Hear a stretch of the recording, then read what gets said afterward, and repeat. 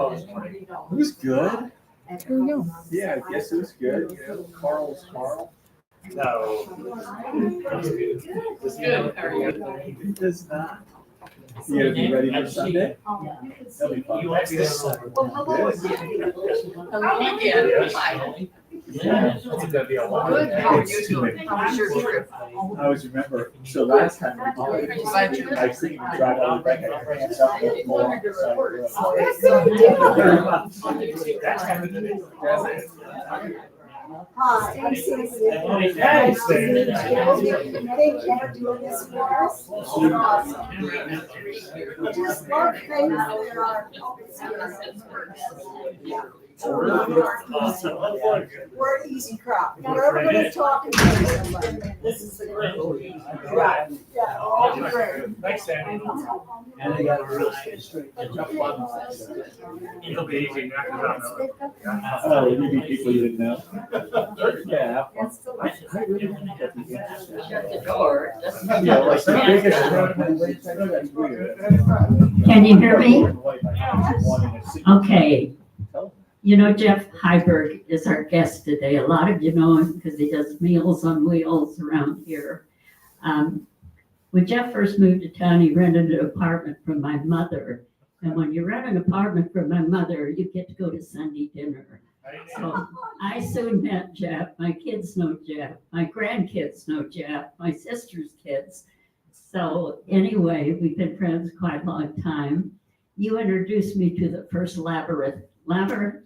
Yeah. He built the first one in town down by the Children's Center. I didn't even know what it was or how you spelled it at that time. He's also an artist. You may have gone to some of his shows in the basement of the theater. You put up quite a few shows there and programs. So you're a pretty good community member, and he still lives in the same apartment. So he's reliable. But he's got this sidekick, so I'm going to let him come talk to you about the world of poker and other things. That was so sweet, Holly. I want to make sure that you gave me like till 4 o'clock, right? I'm not betting on that. You should be here. Can y'all hear me with? Can y'all hear me without this? Not very good. Okay, all right. I'm gonna have to use both hands for some of this stuff, but I don't know if that comes any higher. it's okay. Yeah, just when you I talk always wanted to, I'm liable to start singing. up close to the mouth all the time. Very serious. I like to say that, first off, that I'm very serious about poker. It's very serious to me. I'm serious about the mic. I want you to know that poker is in the world of gaming and sports. Some people say it's a sport. I'm not one of them. But if I was to compare poker to any sport, it would be fly fishing. Mostly because all of my poker has been catch and release in terms of money. But I want you to know that I'll just jump in here. I've got some aids for me. Is there a necklace? That's okay. All right. Yeah, there There you still have to be close, Jeff. My first time. Not bad. You're the pro. Yeah. Thank you, Norman. So poker started, we think, in Germany. The first kind of word for it was pochen, which means bluff. And it's a old card game from there, and it moved along to France. I have the name for that word for that, but it's gone. But France refined a lot of the betting patterns and procedures. Actually, from there it's moved pretty much classically to the Mississippi Gambler. There was lots of refinement put on poker along the Mississippi River in New Orleans. And back then, if you believe Chat GPT, they only used a 20 or 24 card deck. And as the game moved west, everything's bigger out west, so the card deck finally evolved to 52 cards, which makes poker harder. So as far as the history, that's the minimum you're going to get from me. So I want you to know that for me, I kind of said this along the way to people. They're like, this is my friend Jeff, he's a gambler. And like everybody's a gambler, right? Really. And I say, no, I'm not a gambler. I don't gamble. I play tournament cards. And the game happens to be Texas Hold'em, which is the premier game that most casinos offer and most tournaments are about. And Texas Hold'em started in Robstown, Texas, in the early 1900s. And it kind of percolated there for 20 or 30 years until some of these Texas road gamblers like Doyle Bronson, you may have heard of him. Who's the rattlesnake hat guy? Amarillo Slim. Amarillo Slim. Yeah. And a couple of his buddies took the game to Las Vegas in the 60s. And that's where it really got going. They fell in with the owner of the Horseshoe, O'Banion? Benny. Benny Binions. Benny Binion, yeah. And Is that in 1960s or? 1960s, yeah. And they actually had the first World Series of poker, I think like in 1970 or maybe 71. And Benny Binion was in that game, Amarillo Slim, Doyle Bronson, and their first game, they had 6 players. And that first game was to see who's the best poker player according to their standards. And they just played poker. They didn't have a tournament. Like today it's a tournament, the World Series. But being these irascible poker players with giant egos, at the end of the tournament or the end of the day of playing, they might have played a couple of days. They were supposed to vote for the best player, but everybody voted for themselves. So Benny Binion somehow corralled them and said, we have to have somebody be a winner. And Johnny Moss was the winner of that first tournament.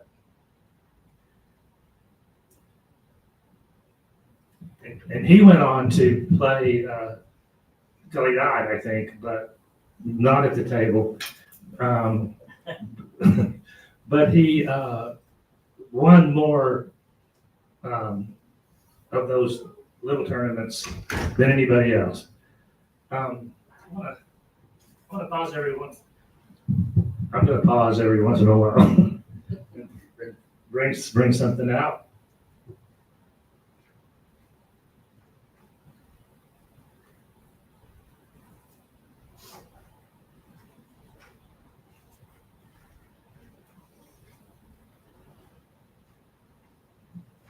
Or not. Well, what I wanted you to know is that,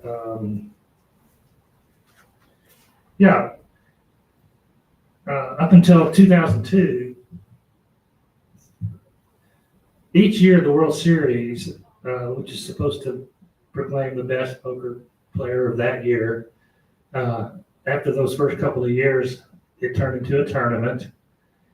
which is, you just pay your money in any poker tournament, and that creates a prize pool, and then a certain percentage of the folks win money. That's getting into the money when you progress through a poker tournament. It wasn't until 2003 that there were over several hundred players, and in that year, there were 839 entrants in that tournament. And the guy that won it, of all names, was Chris Moneymaker. That was literally the guy's name. And he won it by entering a satellite tournament. And that's a tournament where you just enter it, and then however much money is in the prize pool, they divide it by the amount of the tournament that you want to enter, which is 10 grand. So let's say the tournament had 100,000 entry fees. That would be 10,000 entries. So he played a little tournament like that online. I think it cost him $50 or just some ridiculous amount. And so he's online, and there's just hundreds and hundreds and hundreds of people entering the tournament. So he won his trip to the World Series. He'd never played in a tournament like that before, and he won the tournament. So this guy, and that just exploded the field. They went crazy. Like the next year, there were 2,500 entries. So that notoriety and the fact that people were beginning to play online were a couple of the things that really, really, really got this whole thing off the ground. And last year, in 2024, I don't know how, this is 25, but anyway, there were 10,112 entries of $10,000 each. So that, and then this year was, I think it beat that record. And the winner of that tournament won $10 million. You're kidding. I'm not kidding. I want to do that. And it's unbelievably difficult. How many satellites go on for the guys to get to the 10,000 contestants? There are satellites going on all over the United States all year long. And in Europe too. And in Europe, all over the world, I should just say. I mean, it's truly a World Series tournament of poker. There's no table that I could sit at Las Vegas that wouldn't have a minimum of 4 nationalities. Yeah, Chinese, Macau. Yes. Yeah. Scandinavians, Middle Easterners, Texans. That was a little joke. Just who knows? And it's funny that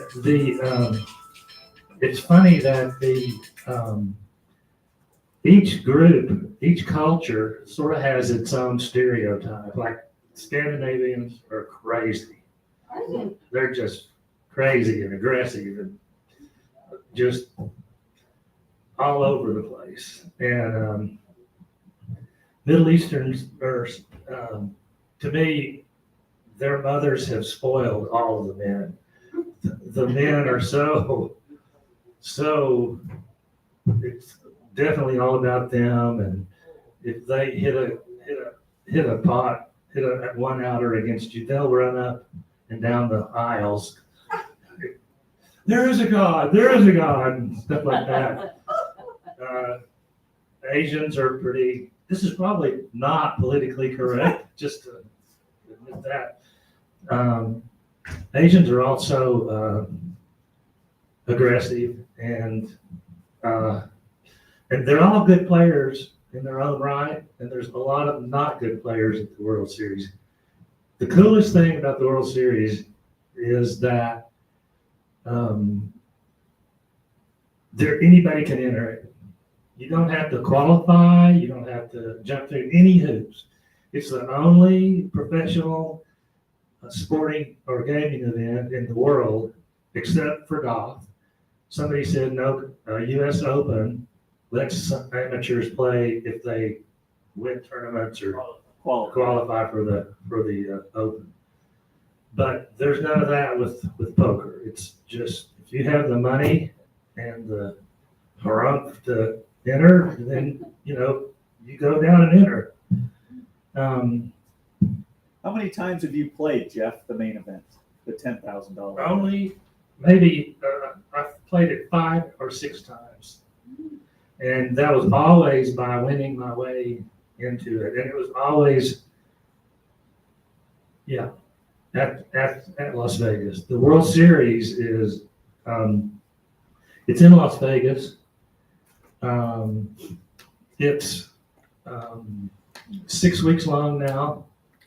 How many tournaments before the tournament starts can you qualify? Well, what's neat about the World Series, I'll answer that sort of with this. The World Series is a series of tournaments, poker tournaments. I compare it to a rodeo. You go to the rodeo and you pick your event, you draw your horse or your bull or whatever it is in the rodeo event. And at the World Series, there are multiple Texas Hold'em events, but there are also multiple events that focus on other games, like 5 cards, 7 card. Omaha, that's a Hold'em game doubled. And I said I was going to answer your question. What was it? How many? Satellite Yeah. ones are right there in Yeah. Vegas before the main event. There are, if you get closer to the main event, which is at the end of the 6 weeks, because there's 100 events spread out through that time. As you get closer, there are more satellites. They're called multi-table satellites, and there's usually one a day at least. And as you get closer, they become like more and more expensive to buy in, or you have more opportunities to buy in at different amounts. Does that make sense? So if you have $100 tournament, then you're going to have fewer people win a seat. If you got $1,000 satellite, then one of every 10 people will win their seat and go on to onto the main event. Jeff, you said you were telling about how the Asians and them. What about the Americans? How do we react? They're all obnoxious. They're all obnoxious. I don't think that there might be. What do you think, Keith? I think, I guess I'd They're all say over, there's not a right? typical style. I'd say, that some are tight, some may match what we characterize as an Asian player who's Yeah. out of control, but The I'd say more tight than not. Yeah, that makes sense. More tight. More time. Where would you classify yourself? I am, as anybody who's played pickleball with me or bridge knows, I'm not very competitive, so I'm really quiet. You're not competitive in everything. Keep going, Jeff. He's joking. No, I put myself as in the middle of all of it, kind of. I probably need to be more aggressive. You're tight aggressive. I'm tight aggressive. That's a word. Meaning There's- There are different descriptions. Like all the poker books will talk about tight aggressive players or other kind. What am I? Oh my God. We all He's got the an best to opinion on play that. with. He's the Yeah. best. Yeah. He's got gamble. Norm's got gamble for sure. I have a story to tell after he's done. I don't know, He's won. Can I tell him your story? I don't know which story it is. When you won- when you won that- Whisper? When you won that Midwestern tournament? Oh, And he got into a big tournament. And if you've ever played with Jeff, you can have like 10, 20 hands and he doesn't do anything. He just folds. fold. And he finally got this guy who was real aggressive, knocking everybody out. And it came down head to head with Jeff, and he kept muscling Jeff, and finally Jeff called him, and the guy was bluffing, and Jeff won the tournament. $40,000, and this guy threw cards around. That's bullshit. He never bet for 10 times. And that's Jeff. You gotta watch him. Yeah. Because you are very tight. You play tight. Pick your spots. Okay, I'm gonna amend the story just a little bit. But it was true, the guy got mad. Yes. Oh, yeah, but what is better, which wasn't in the article you read, was, this, guy was named Jeff. Dang it. Dang it. So, this became the battle of the good Jeff versus the bad Jeff, actually. And in this, we got to the final table, and I had a really great stroke of luck, which you cannot not have to get as far into a tournament as to get into the money. You have to have the right kind of luck, and I'll talk about that in a minute. But this was back when there was a rule against saying the F word. So you couldn't say the F word. You can now. Good idea. Well, it's really hard to not say that word sometimes. But Jeff Seiler, I knocked a couple of people out on the very first hand, so I had a lot of chips. And he was a really good player, a fighter pilot, very intense, and he was very gung ho about poker, etc. And we got into the hand, and it was an earlier hand, and he hit. There were only 2 cards out of 52 cards that he could possibly beat me with, and he hit it. So he hit my stack hard, but what the mistake he made was getting up and walking around and going, "Who's your daddy? Who's?"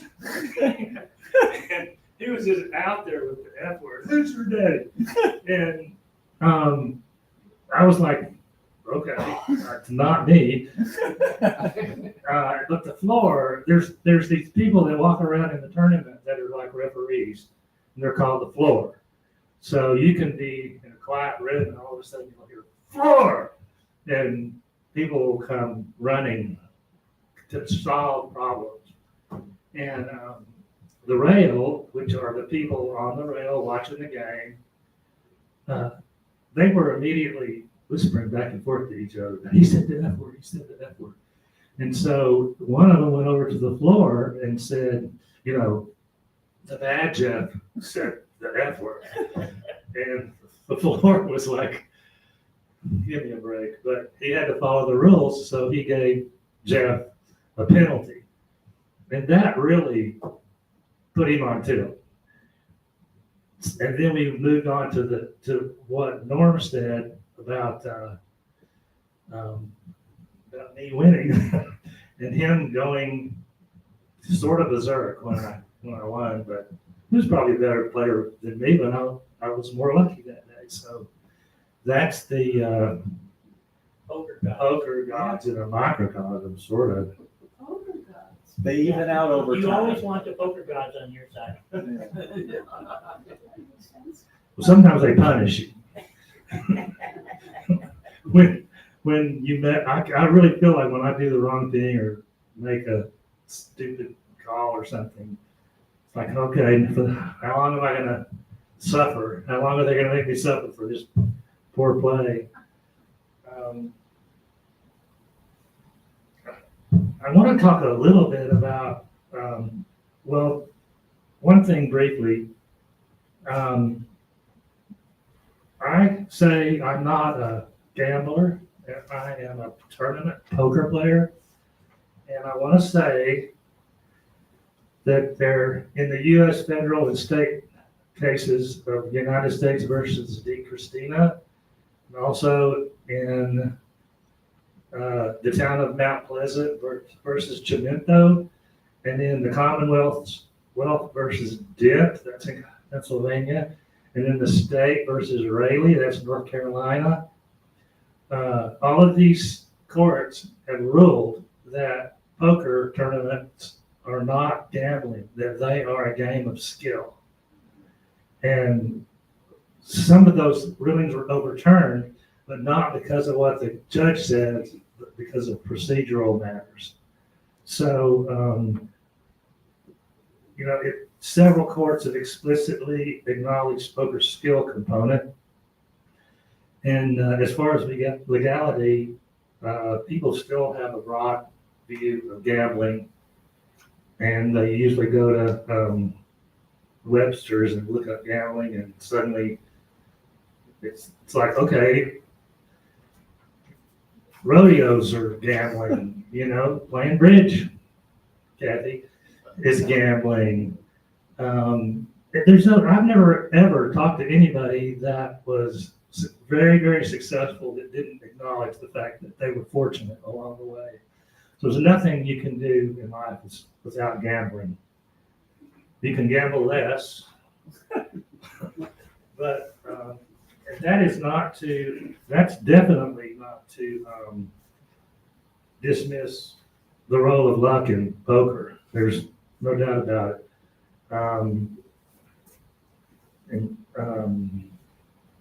Pardon me. I wanted to read a little bit about how luck works in tournament poker.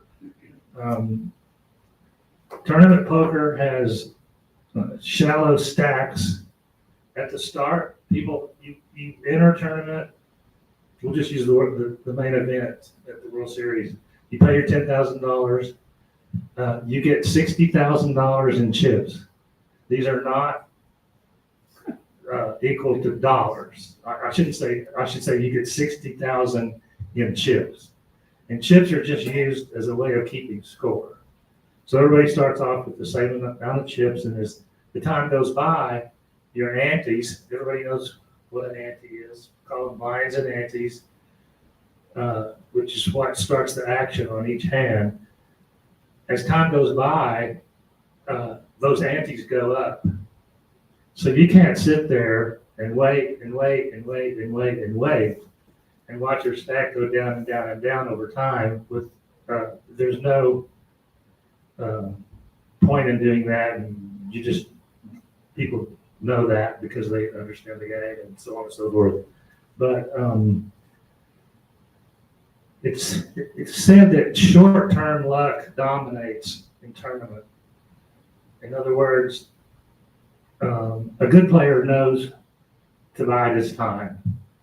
And he also knows that he's got to put himself in a position for that short-term luck to hit him in the face, which is a combination of intuition, it's a combination of rational mathematics, it's a combination, this is kind of tuition, but of as quickly as you can, try to start understanding your opponents. The World Series, it's not that common for you to sit down with 8 other people and know how they play. But the more you play, the more people do kind of fit into stereotypes, and you can feel those kinds of things.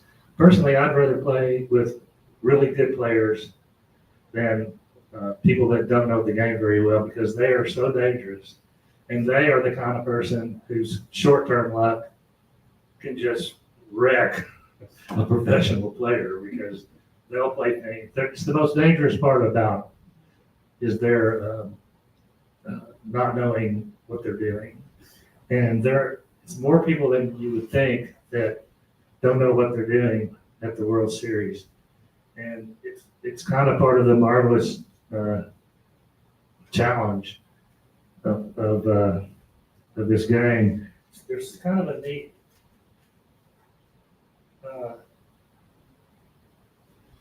let's see. I want to read this and sort of poke some fun at myself because it fits me to a T. as far as poker is concerned, I'm not sure there's another popular activity where complete failure is such a common outcome. I mean, it's rough. You're just gotta be a little crazy to try to make it in poker as a profession. And not many people do. And it's like, if you enter a poker tournament, whether you're the best or the mediumist or the least as a poker player, only 14 or 15% of people are going to make the money. So that means for every game you play, you're going to lose 85% of the time. I mean, the best players, they might have a streak of being in the money 17 or 18% of the time, but poker tournaments, and the larger the tournaments are, the higher the variance is. And variance is how you're doing up and down, doing good and bad, whatever, like that, that kind of thing. I do want to say that, I want to say this first.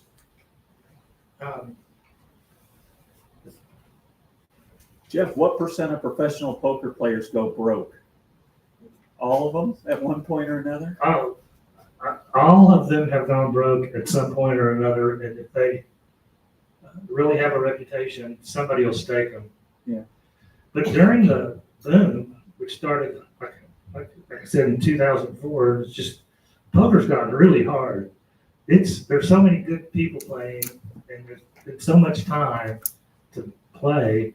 And because of online poker, you can play 100 times more hands than you can in an hour of dealing out hands. So people get experience really fast online. So what I was going to say that is that a lot of young people, it seems to me, the young and up and coming players, this was true earlier when I was playing more, but I certainly noticed it. They would get a big hit early on. They would win a $300,000 prize. And so that they were just staked from then on for a long time. But those people, you don't hear of them that much. It's rare to hear somebody over 4 or 5 years in poker continuing. And it's grueling. This year when I played at the World Series, I probably played 30 tournaments maybe. And depending on the casino, because when the World Series is going on at the Paris Casino and the Horseshoe Casino, which are connected, and which, by the way, if you've ever been in a giant convention center, just picture 2 of those. And they'll have 350 tables in one room. And that's a poker table is as big as one of those tables over there. Of course, they unfold them for you. And then it's just amazing to see 3,000 people in one giant room playing poker.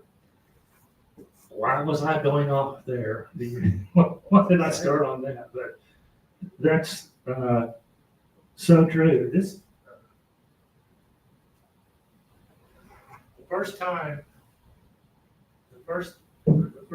I went to the World Series, I got there in the afternoon. I knew I wasn't going to play till tomorrow, the next day, and just listen to this. Did y'all all hear that? Yeah. Like Yeah. mine. Those are the sound of poker chips, obviously, but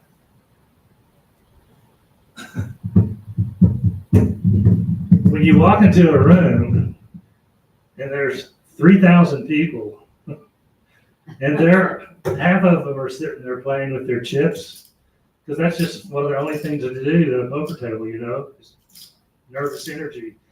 And when I walk into when I walked into the room, I was like, is that crickets? Is it rattlesnakes? What is that? And it was just people playing with their poker chips. And I thought that was hilarious. Poker chips, by the way, the very best poker chips are made out of clay. They're stamped into molds. The clay has something in them to harden them and all that kind of stuff. But the premier poker chips are clay. The next level down are ceramic. Then down for the kids and my aunts and uncles are plastic. So, What do you like to use? oh, I like the clay. They sound better. They sound more crisp when you play with them. Have you ever watched, who's watched poker on TV?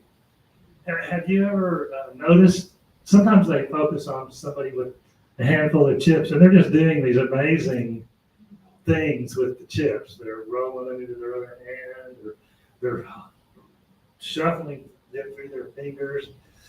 It's pretty amazing. I've tried to do those things and I just go all over the place, which I thought would make a funny shot for the TV. They never do show the people fumbling at the chips. But yeah, chips they're iconic listening to them. Anybody, do you have a question? No? Turn the So, mic a little more, this is toward your, yeah. one of the really serious things that has happened with poker is in the 1920s and 30s, there was a man named John von Neumann. And he laid the groundwork for an enormous scientific discipline. He started studying games, and he came up over a period of time, and with the help of 2 or 3 other men, with a thing called game theory. And he started studying poker because in poker you have to make decisions with incomplete information. Like you've got 2 cards. In Hold'em, you only have 2 cards that are yours. And I guess I should say most poker games are based on the best cards out of 5 cards that you have. So you start a game with 2, and you just don't have enough information a lot of times to make any reasonable decision, whether to play, whether to fold, whether to bet or raise. And he started studying that, and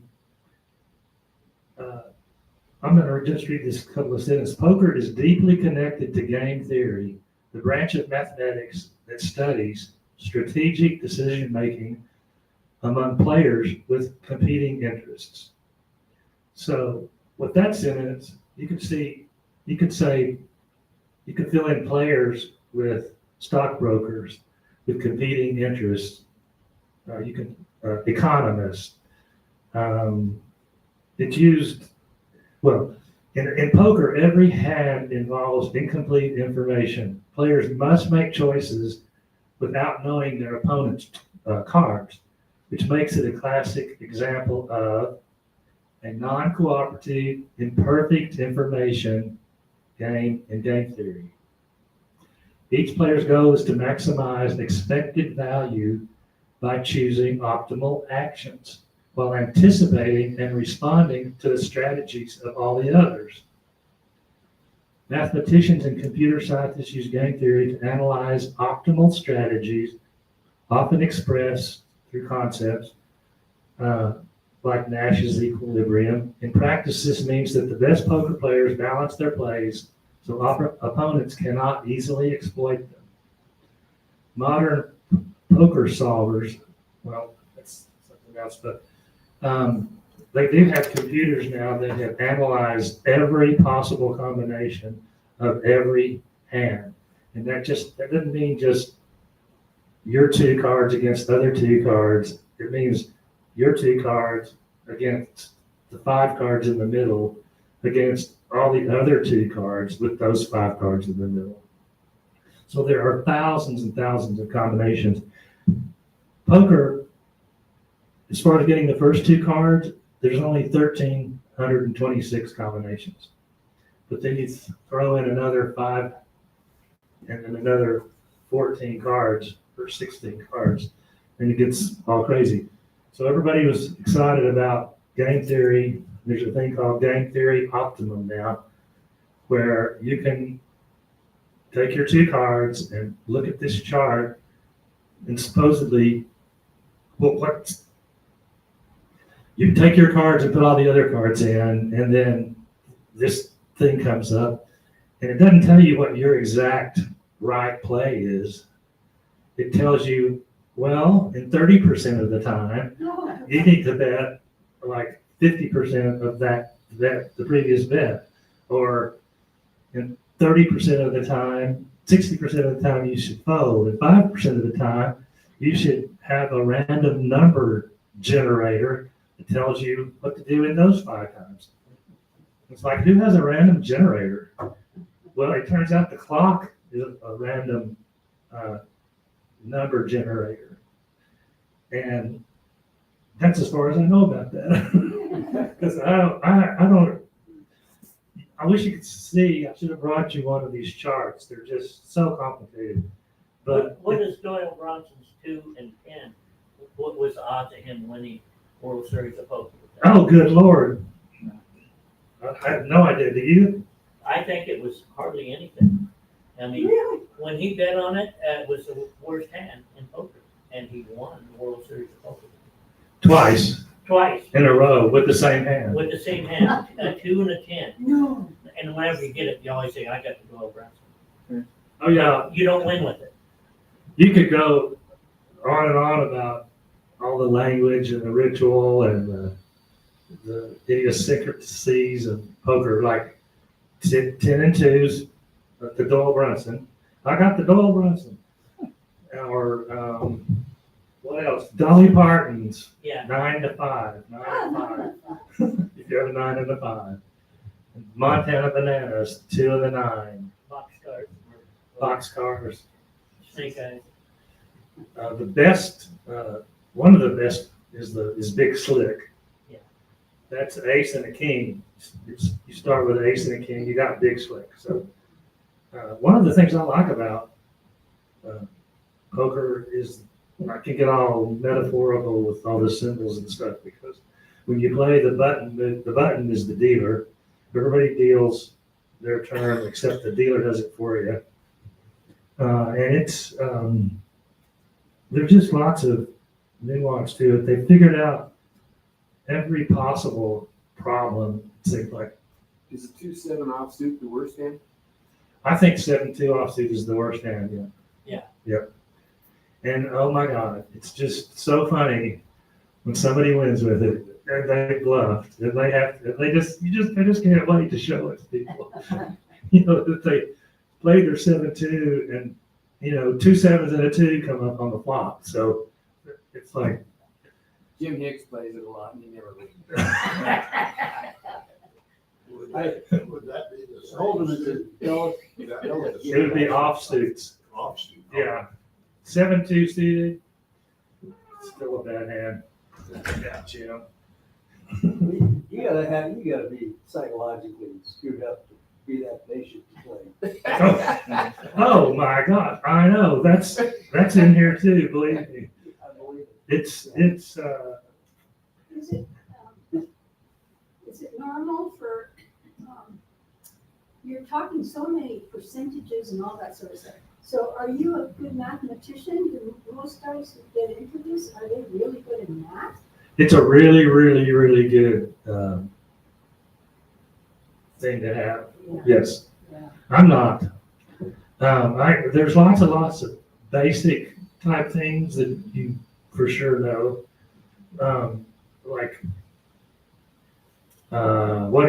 There's a way you can count what you need, like after the flop.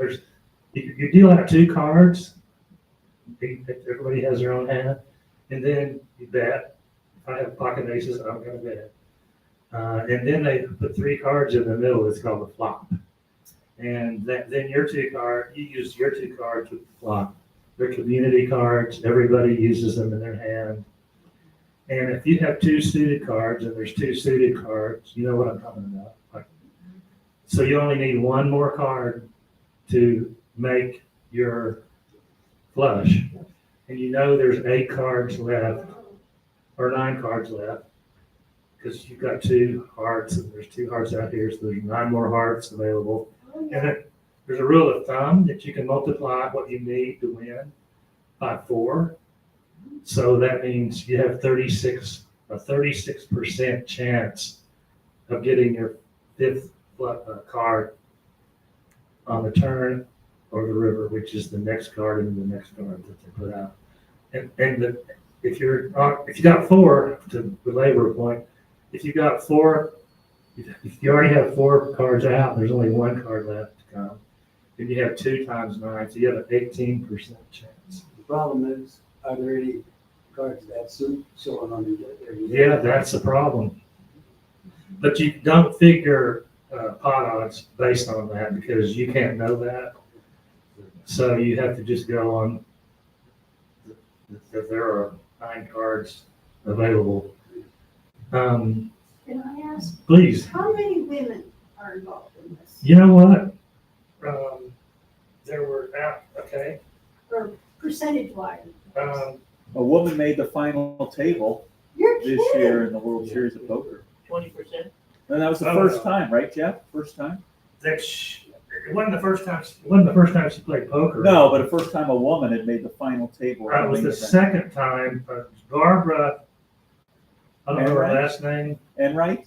Enright made a final table in the 70s and the 80s, I think. With not very many players though. Yeah, no. I literally have, But this was a woman from Spain. Oh, really? yeah, a very good player. Yes. Because Chinese women love to bet. You know, they mahjong. I guess they really do a lot of good betting in mahjong. Yes. They are gamblers. They're smart. I think they're less intimidated by men than some other nationalities. And some people, I mean, like there was 10,000 entries in the World Series this year, and there were 370 women. So that's a lot of testosterone just to Show up. show up. Yeah. And I think that, I don't know. I think I think a woman would have a lot of advantages over men if they're, I don't know, how do I put that? I'd say you put it as they're less emotional, meaning the fact Yes. they're willing to be patient. You know, that's why Yes. women are better investors than men. Yes, In reality, they don't feel like they're patient, and they don't feel like they have to beat the world. Maybe. yeah, I think that's very well said. Yeah. The one thing that's down on the downside for women, supposedly, is that they'll call out of curiosity. They just want to know what the next card is, you know, and they have a chance to win if they get the right card. So that's a Maria Ho. She's a woman from California, very, very good player, very good at reading her opponents, much more perceptive than me for sure. And she told me that, so I feel like it's a legitimate observation. Jeff, do you think that AI is gonna mess up things? If you mean generally, yes, Yeah. I do.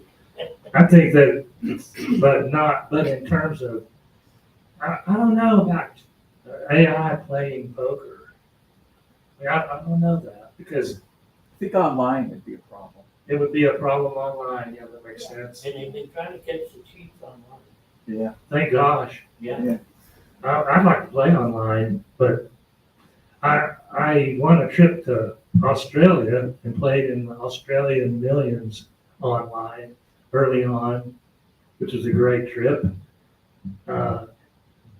So I would like more of that, but I never did trust online at all. And that shortly after that, Full Tilt Poker got busted for cheating. Oh, They could see what everybody else's cards were. yeah. Yep. So they should have actually been hung. Yeah. I don't think anything really happened to them. No. No. Can I ask a question? Sure. How long do you play at one time? Do you have a break or? That's what I was gonna talk about when I said, what was I gonna talk about? Yeah. Yeah, the stamina,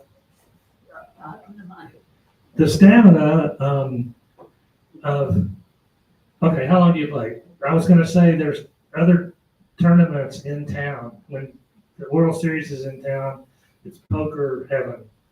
And the other casinos want a piece of that action. And so they put on series also that are less expensive. A lot of times people want to play them so they can leapfrog into the World Series.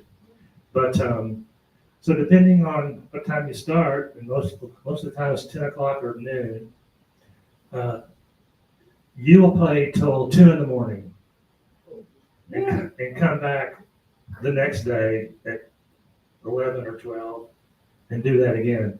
When when the tournament's big, like the World Series, like the main event, like let's say had 10,000 entries. Well, there's only 700 tables. So they have to have starting flights. They'll have a day 1A and a day 1B and a day 1C and a day 1E, sometimes a day F. And you play down to a certain percentage, like 10%, let's say, it's more than that. But then all those people that won will go into a day 2. Are you following me? So, and sometimes there's a day 2A and a 2B before they even get to a day 3. So you don't get to eat? You do get to eat, sorry. You get every 2 hours, you get a 20-minute break. And then there's a lunch break of 90 minutes. That's the World Series final event. Those things change depending on the tournament, but yeah. Is there any restrictions on what you can wear for distracting purposes like that? One guy used to wear those glasses and guys wear hoodies. And is there any restrictions on that? No, not that I can figure out. They're doing, and that is distracting actually. But I've known that there's one guy that was always dressing up like Johnny Depp in Pirates of the Caribbean, and it turned out he was being paid to do that. They just wanted somebody for the camera to be outlandish in case no other idiot poker player was. Interesting. Yeah, I thought that too. Is also obnoxious, but there's a guy too that he's gotten to 2 final tables, and he was in this year's mix. He didn't get to the final table, but I would say he's the most obnoxious player I've ever played. I watched him. They finally had to put a clock on him. Exactly. And do you know he was in the previous World Series, previous final table, like 4 or 5 years back? And this guy just talked all the time. And players would finally get fed up and get mad at him, and he never got mad back. He just talked some more. He just loved it.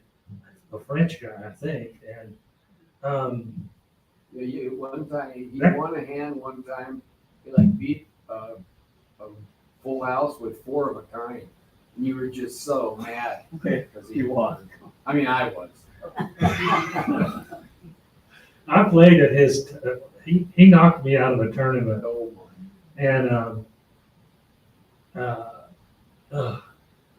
that's really frustrating. I had a really good hand. I can't remember. I think I had pocket kings or something, and made a big shove, and he called me. And before he turned over the hand, he said, "I am so sorry, sir, but I'm going to make a cent," which is, he's going to get a third card. So he turns over pocket sevens, and on the flop, he gets a 7. It sounds like he had 2 cards that could beat me out of all the rest of the cards. And he apologized beforehand for beating me. It was just, His name's, it was like, it's Will Kasoof, is his name. Will Kasut. Kasoof. Oh my gosh. Yeah. I saw him this year, so I'm sort of surprised he's still living. He was escorted, he was escorted, they used the term, he was escorted and banned from the World Series of Poker this year. He was banned? He was banned, but I don't know if that means he can come back, I don't know. You mean this year they banned him because of His antics. I'm changing the subject a bit. I want to know what's happening in our little town, down at the restaurant there, Albertino's or whatever. There's the Wyoming gaming thing going on. Now, what is that all about? Well, they're not playing there anymore, but that's because they're chicken. They are. You probably know more about it than me. I know nothing. He probably started the game originally. I don't know. Did you? Kind of, but no. There's not a, as far as I know, a home game. Well, that's going vigorously right now, and it's different people trying to host that game. I guess it is still going out of Spence. Yeah. Do you want to play? No, I'm Oh. worried about these college kids who are getting into it, and before you know it, they're addicted to it, and they're not, finishing their degree or whatever. Addiction, that's. Oh, yeah. Hey, when That's a real when I was thing. in college, all my buddies played bridge. Yeah, Rich, that's what we play, Yeah, that's what they play. And so and euchre. there's all, I learned from 85-year-old cutthroat ladies how to play bridge, and I'm not good enough to play with them, but I can play bridge. You can There- get addicted to anything. Yeah, you can get Yeah, addicted that's- to anything, really, I guess. But the fun thing is with poker, there's a lot of money exchanged, and now we're hearing on the news all the time about, these baseball guys who Oh, are yeah. throwing these bad pitches in order to make. But that's just the world. I mean, But they are betting and doing something. With poker, if you have a skill, you can win with it. And there is some really lucky people come in and just kick all the skilled peoples out and win it. Vanessa Self, SCLBSD, she's one of the best women poker players and one of the best poker players around. And I think she got her attorney, I think she stayed in college long enough to get her lawyer degree. But then she came and played poker. And What's the difference between nationally being able to go online and bet big money if you want, but then the state shuts down a little game out here at the dirt pond? I don't know. Don't get me started about that stuff. Okay. We're in a Republican state where you're supposed to be less government, and I'm to think that I can't just, well, you can go to the Wind River and play poker, come to think of it, Sure. but they're not, But we got slot machines here? oh, yeah. What's that? I don't understand. Why You is can it play still poker lit? 3 places in Cheyenne. Yeah. You can? Yeah, you can play, there are bars, yeah, you can, it's not illegal to play poker in a bar. If he wants to start a game at a bar, if the bar doesn't make money off the game, then it's legal. So if there was a need for it here, there would be people playing.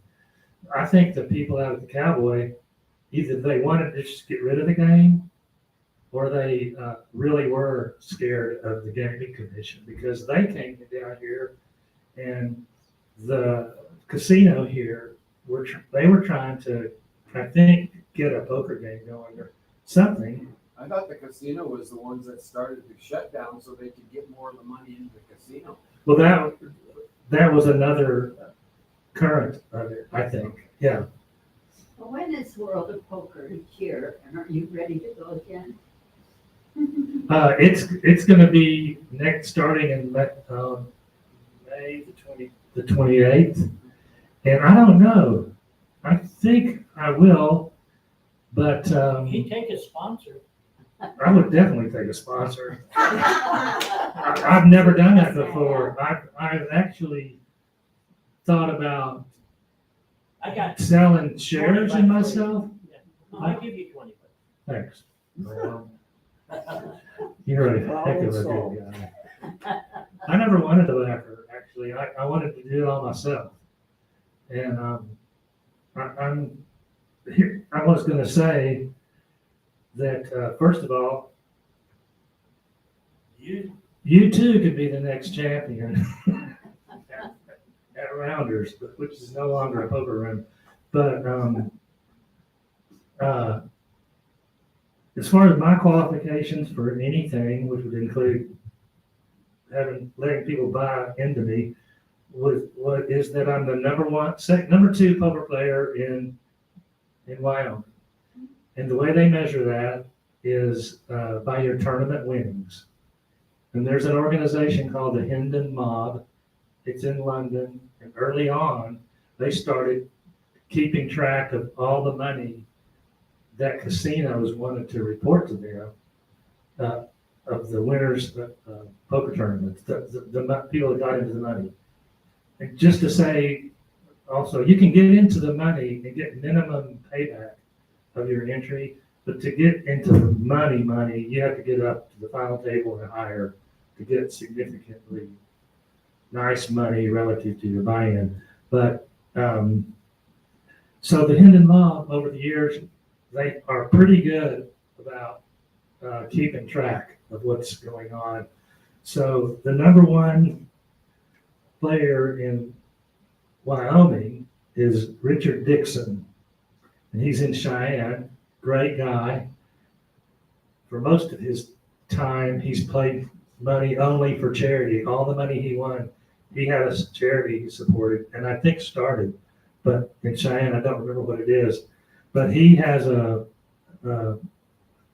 he's won $1,363,000, and I'm second, and this has me at $682,000.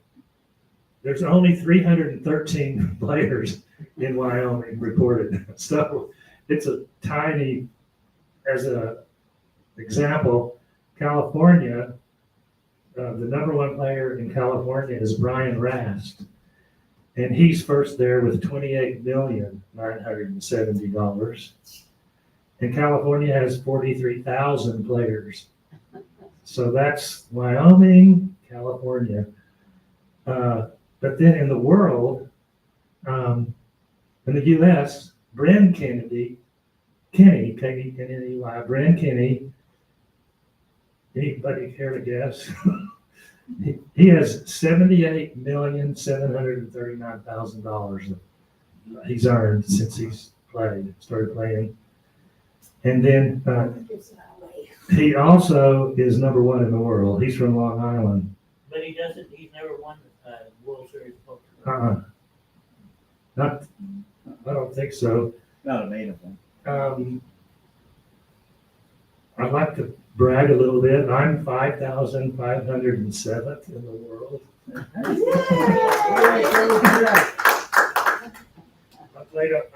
I've played for 22 years, but cumulatively, I might have 4.5 years of experience playing.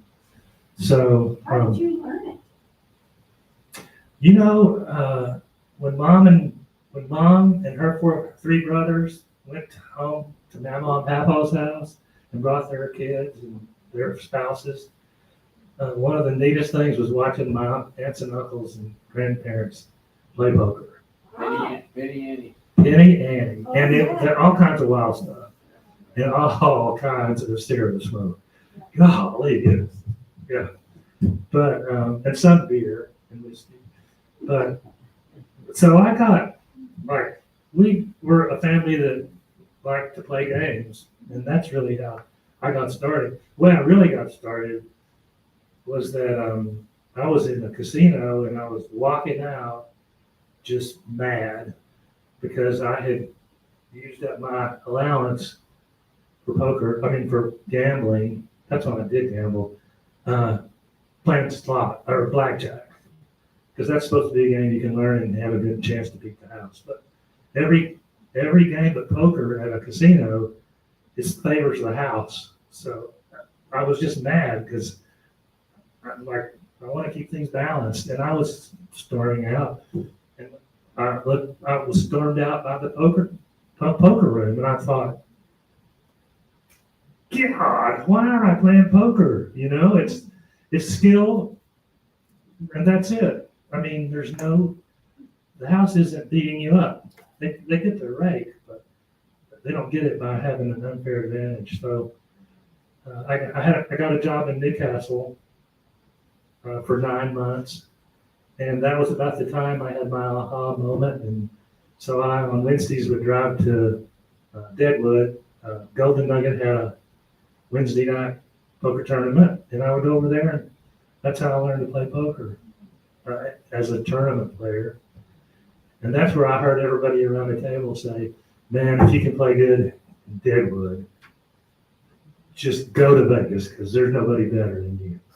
And boy, I went to Vegas. And, no, that's really not true. I got a Jeff story. One time I saw him in Deadwood. I said, where are you staying? He goes, the ramp in. And that was just sleeping in the car where you park your car. There was a ramp there. You can wind it up, and if you have questions, that's great. If you have to go, it's a legal time, so I just thought I'd mention that. I think it's a good Yeah. job.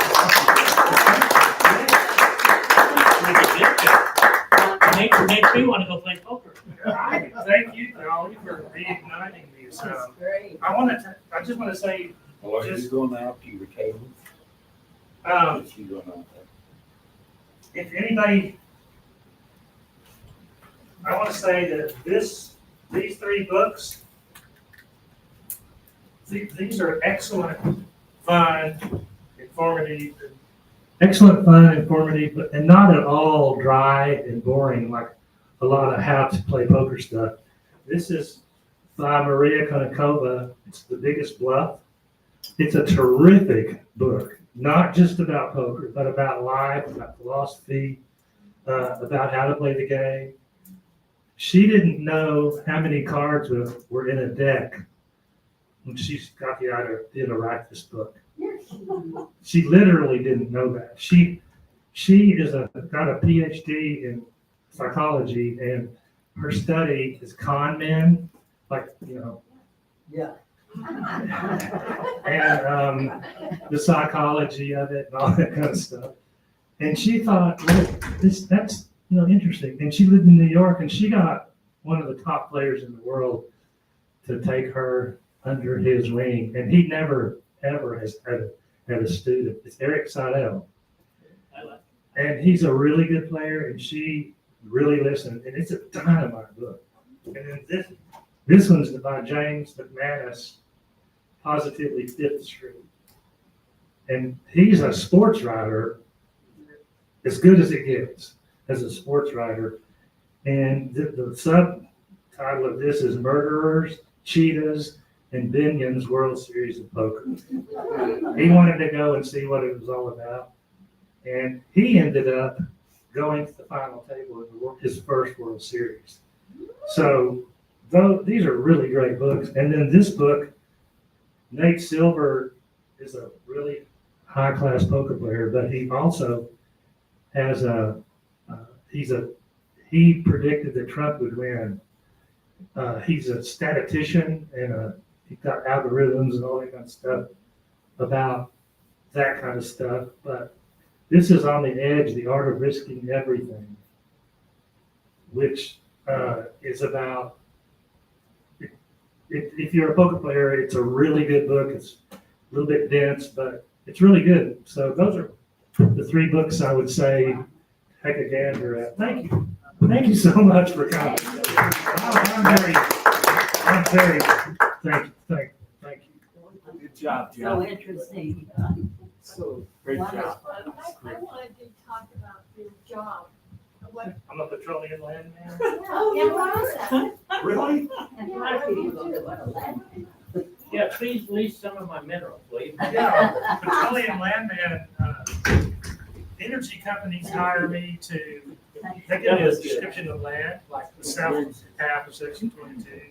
And then I go to the courthouse now online, and I research the mineral type. Does that make sense? Well, Somebody's got a Proofs hold of of that. it. If what? well, I was just thinking, I know you should get a land.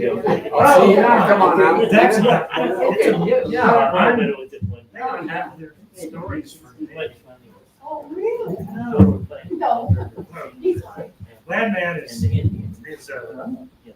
I've heard, there's probably everything that happens in Landman has happened in the oil patch, but not to the same person. yeah. You know, it's like, but that's a great, I like it. It's very It's a little serious. hot, it's good series. You know, it's kind of like. Oh, started, yeah. But that's what I do, and I find out how many minerals, how many people own minerals under a piece of land. And then I go and find the owners and negotiate a whole and gas. Hey there, George, how are you? Who would have known that?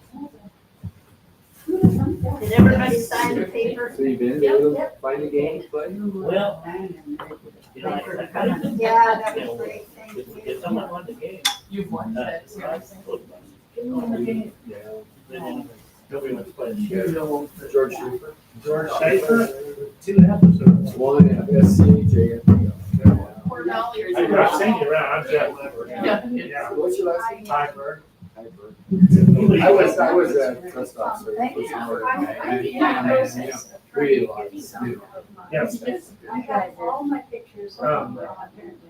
The first one. No, I mean, I took over some last week's digital. We have- we have- we have- Download their own stuff. That's the gentleman next to me. Oh, No, yeah. you guys are judged together. I did take lessons. Okay. And I tried to craft Jim did. some- Yeah. Oh, that'd be wonderful. Oh, the- Well, this one gentleman is Okay. gonna be, You know, it doesn't. some sort of a Good staff. thing, but I. No, it takes a certain personality. Yeah. Arnie? What this is. I just can't. I know Arnie. Yeah. I just be on 5 straight games. Yeah. Could not get a car. Yeah, there's about 11. Yeah, this sounds really Trey will because do of it. love. I don't know what to do. You know, I do. You I know Arnie. Yeah, but you said against. Well, we Yeah, start just flat. CDs. Who? Just started Jeff is Trey. so quiet. Oh. He When to take this. was using Sorry. this stuff. He's out there like today. We're using it.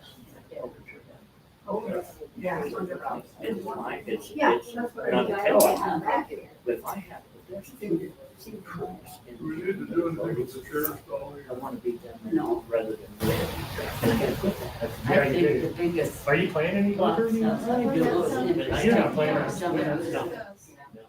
You know, I can't stay up late. You know how to turn this off? Yeah. I can see why these guys get mad there. Use the F word. I don't mean turn the, where's the So interesting.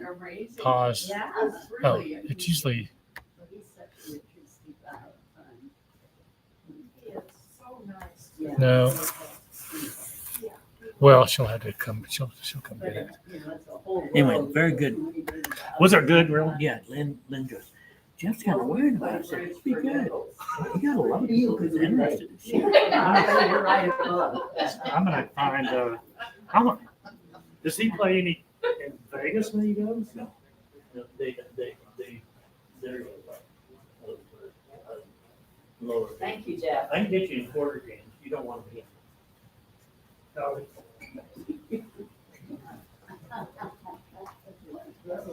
See, I play a lot of cards and I lose all the time, but I make it up in volleyball. How do you feel?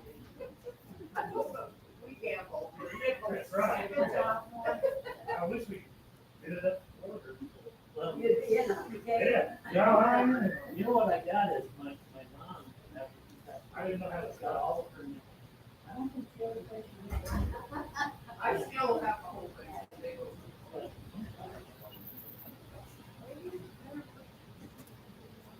Boy, I really appreciate that. Cancel.